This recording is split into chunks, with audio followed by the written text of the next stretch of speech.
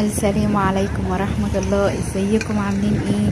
النهاردة بقى جاية بصور لكم محطة الرمل اسكندرية، وهتشوفوا معايا في الفيديو ده اقرب فندق موجود على البحر على طول، وهتشوفوا سعد زغلول الميدان بتاعه والتمثال بتاعه. هتشوفوه معايا في الفيديو ده، وكمان هصور لكم فندق فليب هاوس بس بعد ما نعدي من مكان البحر ده. بس قبل ما نبدأ الفيديو ما تنسوش تعملوا لايك وتشتركوا في القناة لو انتوا لسه مش مشتركين في القناة، وتفعلوا الجرس عشان يجيلكوا كل جديد. اللي انتوا شايفينه ده معايا دلوقتي على البحر ده يخت رحلة بتتعمل من اول القلعة لحد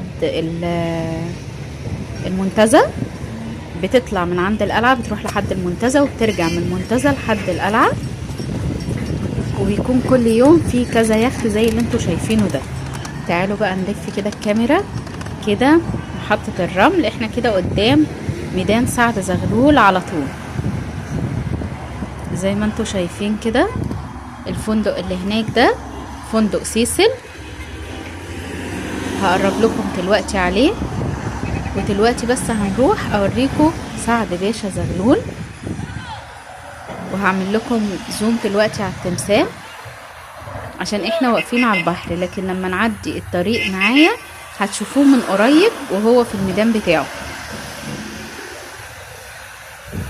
بصوا انا بحاول ان انا اقرب لكم بالكاميرا اهو كده.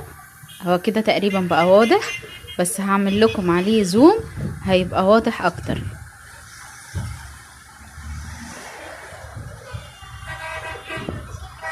كده تقريبا بقى واضح. ده بقى تمثال سعد زغلول اللي موجود في محطة الرمل، بيكون وشه كده على طول للبحر. وهنعدي برضو الطريق وهنشوفه من الناحية التانية، بس من الناحية التانية مش هيبقى موجود الواجهة بتاعته زي ما احنا واقفين على البحر كده. انا حبيت ان انا اصوره لكم وانا واقفة على البحر عشان تشوفوا الواجهة بتاعته وهي قدام البحر على طول.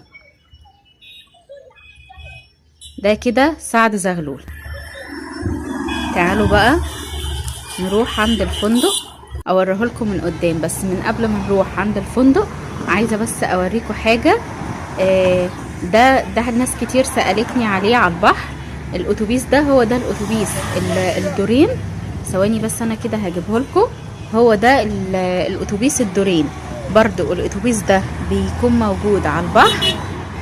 في ناس كتير بتحب ان هي تركب في الدور اللي فوق ده، وبيكون زي في ناس بتحب تركبه عادي، وفي ناس بتركبه